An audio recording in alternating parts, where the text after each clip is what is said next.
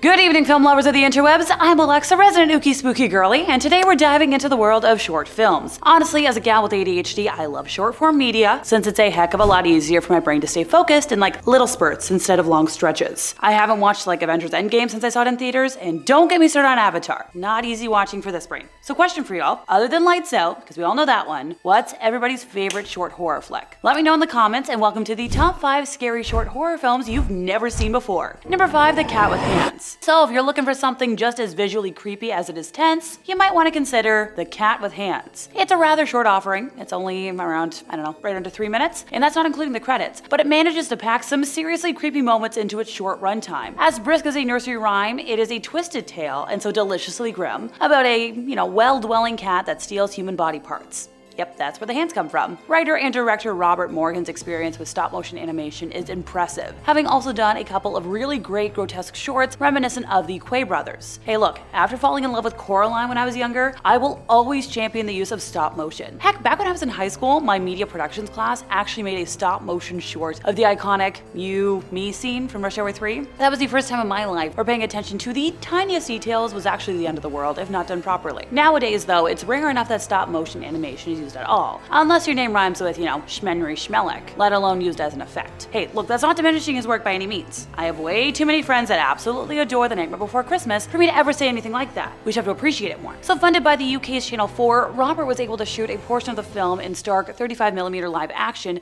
and a portion in stop-motion figures. Now the latter is specifically used to render the cat. It gives that side of the film an otherworldly effect, cartoony enough to be fantasy, which helps with hiding the revelation, but not so cartoony that it takes away from the spooky atmosphere. What sets it apart from other short films on today's list is its supremely jarring visuals, which take somewhat realistic sights and morph them into something sinister with fairy tale-like effects. The end result is a nightmare for the eyes, with erratic movements and a clay-like quality that should stick with anybody who watches. It's truly amazing just how creepy the film manages to be by attaching our normal limbs to the body of a household pet. Narrated by a single voice throughout, the story takes the shape of a freaky folk tale. And hey, look, it even has a campfire-style twist to go with it. The ghoulish concept actually originated from a recurring nightmare the director's sister used to have when she was young, which stacks more evidence for the young minds being the best source for all things messed up. If you don't believe me, this is where I'd recommend going back and watching some of the videos I've done on cursed young people's shows or cursed fairy tales. Those topics happen to be special interests of mine, and I think there's so much we can learn from letting our imaginations run wild. That's how I wound up where I am, and well,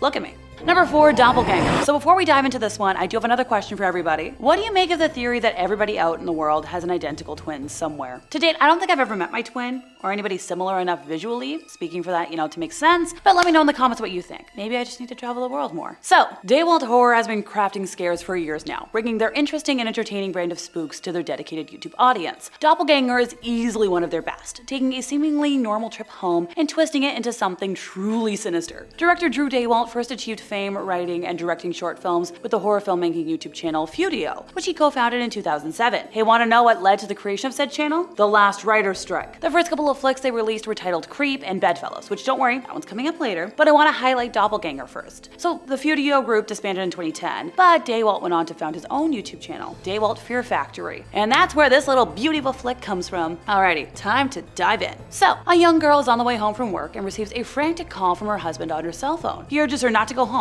and that the man she's going home to isn't him and is in fact an evil doppelganger. A doppelganger, being an evil twin from another reality, is waiting for her when she arrives from work, and she doesn't really know what to believe. Regan Dale Neese is fantastic as this young woman who is not quite sure what to believe and has a difficult time processing this delivery of information, as she seems almost too ready to believe. Why she's prepared to buy into the story becomes tough to comprehend, along with when exactly the screws turned for her. Daywalt's pacing, matching with the tricky editing and gut punch surprise twist, make Doppelganger one of the many really excellent short films from the Daywalt Fear Factory. It's smart, engaging, horrifying, and hey, you got some twists. What else could you want? There aren't many internet filmmakers that can deliver constantly frightening and surprising short films that pack wallops of surprise endings and twists that'll take your breath away. Daywalt is a master of drawing out the scare, and more often than not, he even gets away with a jump scare, which it's kind of hard to make me jump scare. Okay, over the internet. Number 3, Suckaboo. The internet still doesn't like the B word, so if you thought that was mispronounced, it was, but I wasn't gonna let that trick me into leaving this film off of today's list. So fairy tales weren't always happy-go-lucky as they appear in most young people's media today. They were meant to scare us straight. Well, you know what I mean. Keep us from venturing too far into the woods or do dangerous things, and meant to help us grow into functioning adults and keep us safe. In fact, the Brothers Grimm, my ancestors, helped to create some of the most chilling works of fantasy the world had ever seen, with powerful folk tales that taught lessons through horrific experiences. Now, some fairy tales were downright devastating, serving as nothing more than a cautionary tale in which a character meets a wicked demise. Once again, if you wanna know more, I've had the honor of recording a couple of videos on the subject. I know way too much about fairy tales for any single person. They're all in here. Coming from these dark places of magic and fantasy though, they are perfect inspiration for modern horror. Saka follows this model, presenting viewers with a fantastically shot and designed short film, complete with an engaging narrator that rhymes his way through a tale of deceit and karma. Oh, right, I should explain the actual film right about now, shouldn't I? So on dark and stormy nights, the Saka comes, warns the narrator as we zoom into a dark, old, haunted-looking house and witness a young girl being physically punished by her stepmother for, sucking her thumb. The evil old stepmother calls down a curse on the girl. Sucka blook, I beg you, come and do slaughter my daughter should she suck her thumb. Nice. The young girl then has to go to her bedroom in the attic, which, isn't at all creepy or ominous, and to the shock and surprise of nobody, the Saka creature pays her a visit later. So it's the 5th film in the BLOODY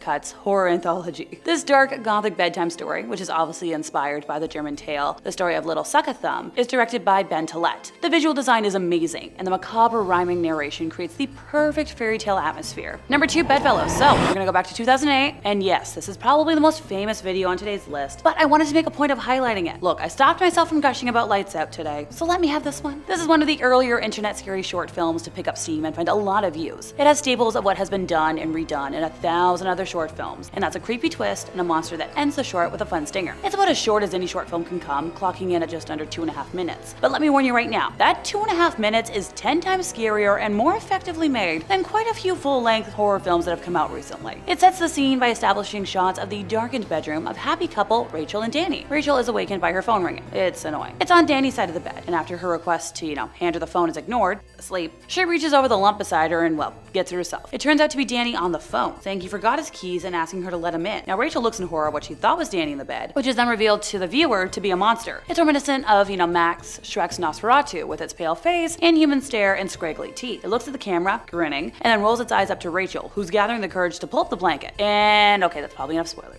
The studio that released that movie, Fudio, describes its staff as people who create nightmares. What the film does well is create a scene that's like a nightmare. The creature appears and is unexplained and mysterious. It brings to life a primeval, innocent fear of a monster under the bed and puts it in the bed. However, that monster sure is gleeful, and I couldn't decide whether its enthusiasm is cute or scary, but that's just me. So look, the horror genre as a whole might be a better place because of the last writer's strike. After all, if it hadn't been for the strike, Fudio Productions would never have started, and the world of independent horror would be an entirely different landscape. Originally founded by, Drew Daywalt, remember him, David Schneider, Don Cry, Kirk Waller, and Paul Hungerford, the group decided that just because all of them were facing a strike that would keep them from working, it didn't mean they were ready for a vacation just yet, which, I get it. This masterpiece was also the recipient of the Chiller Igor Award for Best Short Film, so I'm not saying I'm biased, but I think I know what you should watch after I'm done with my chattering today. Okay, maybe I'm a little biased. Number 1, The Smiling Man. So, creepypastas have often been controversial topics thanks to the likes of Slenderman, and some others, favorites. However, it is some of the lesser known stories on the popular fiction site that can provide substantial amounts of source material for the budding horror short director, and 2 AM The Smiling Man is one such tale. Directed by Michael Evans in 2013, this short film based upon the Reddit phenomenon chooses to embrace a creepier side of storytelling. Paul Foltz, who plays the Smiling Man, embodies the character and really brings a sense of mischief to the role with his gaunt and misshapen movements that are sure to leave viewers unsettled and perhaps rethinking that late night stroll. So only 2 characters appear in this 4-minute short film. A man who's presumably,